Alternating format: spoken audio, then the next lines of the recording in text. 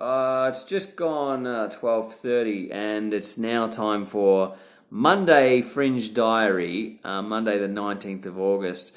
So last night I had like one or two glasses of wine at the end of the night, and it was a day where I did 4 shows, and it was a wet night, so maybe I woke up feeling a little bit hungover, but also maybe a little bit affected by the performing 4 times, being a bit burnt out.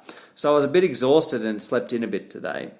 I left the house a bit later than I wanted, and my show at 6 o'clock tonight, it had 80 people in, which was amazing, but I was a bit upset at myself because I thought if I get out of the house earlier and hand out some flyers, I can easily fill that show. I didn't hand out a single flyer today, so I was a bit agitated at myself for doing this, right? It's not about the money, it's about the effort I'm putting in, and it would have been nice to fill up a second show in a row at that venue.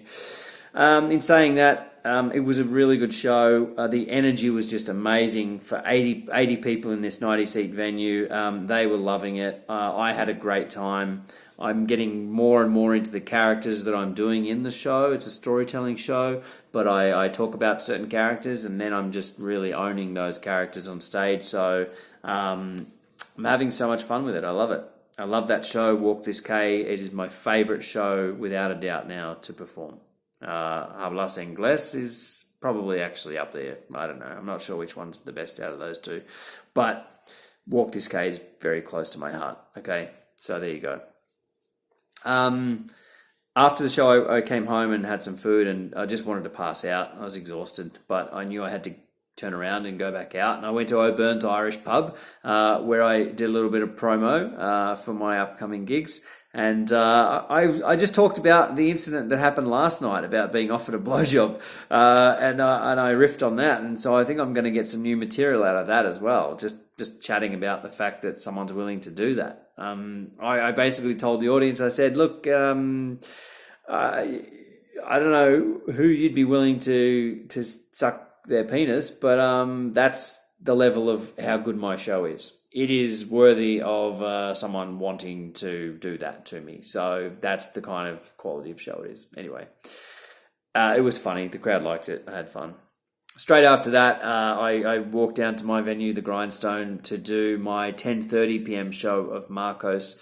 It's a Monday night, 10:30 p.m. The weather has not been good over this weekend, and pre-sales were low, and the walk-ups were pretty non-existent. So I had about maybe 15, 20 people at the most, and it felt like 5 people. Like the energy was just pretty flat, which is disappointing because the first 2 shows of Marcos have sold out. The energy's been great.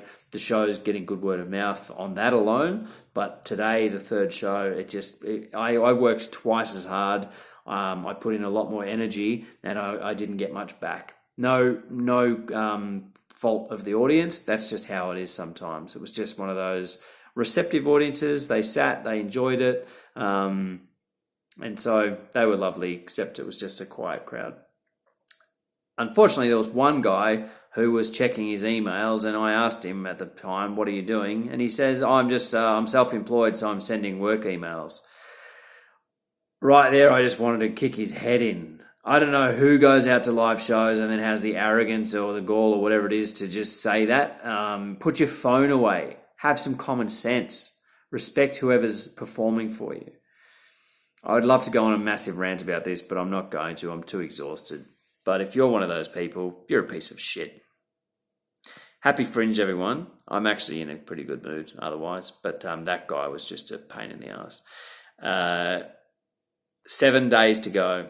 It's going to be a long week, doing 2 shows every single day from now on. But I'm here to work. I'm going to rest up and enjoy what I can do. Thanks.